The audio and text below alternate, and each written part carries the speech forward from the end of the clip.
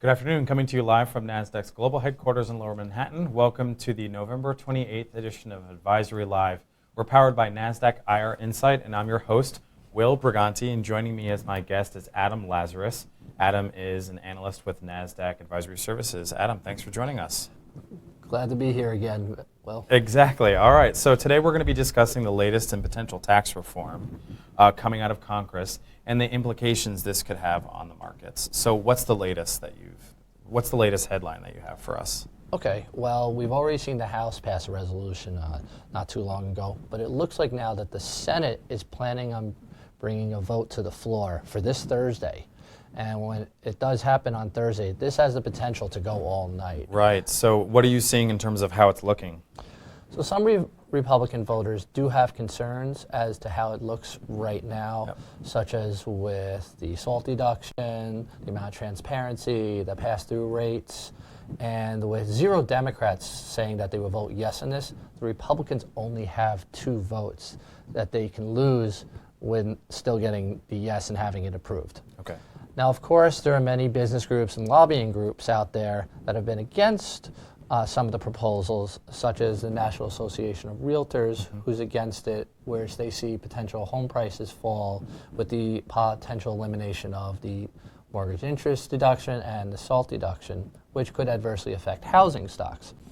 U.S. polls are coming out that majority of Americans are against it just because unemployment is now at a 16-year low. We're almost at full employment, as the Fed has stated.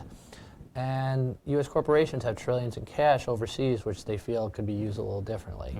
Of course, with the vote, it's all speculation as to how they will vote until the actual vote on the floor. Sure. So, and if the Senate is to pass tax reform, what do you anticipate will be the reaction of the markets? Okay. So the immediate reaction is likely to see the markets at least go higher. Now, there is speculation as to how much increase we could see after it, if it was to pass, simply because we feel that the markets may have already priced in the passage of tax reform. So it's a little bit tough, and as we get through into the next couple of weeks, we could potentially run into the markets going higher just from the Santa Claus rally.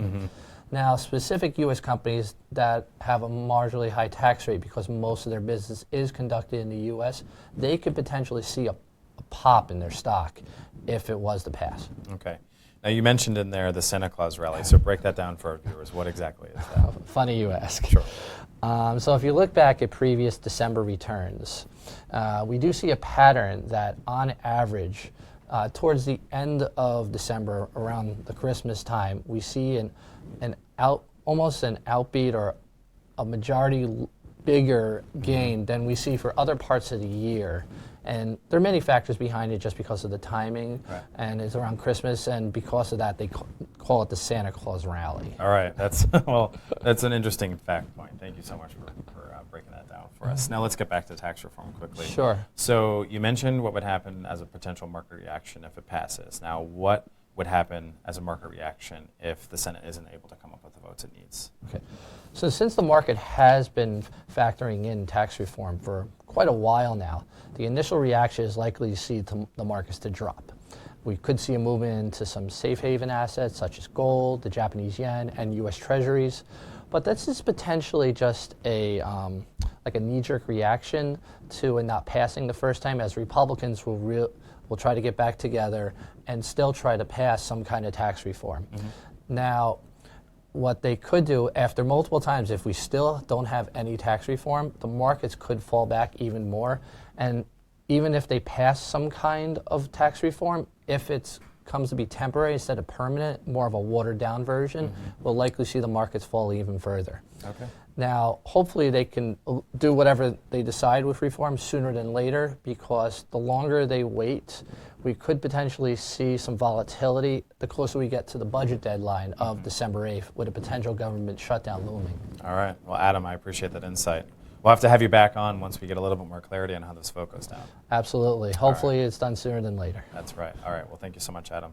Ladies and gentlemen, this is Adam Lazarus, an analyst with Nasdaq Advisory Services. Thank you so much for tuning in to today's episode.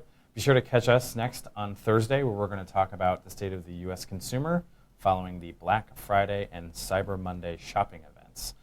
Stay tuned for more. Thank you so much for joining us on Advisory Live. Thank you, Adam. Thank you for having me.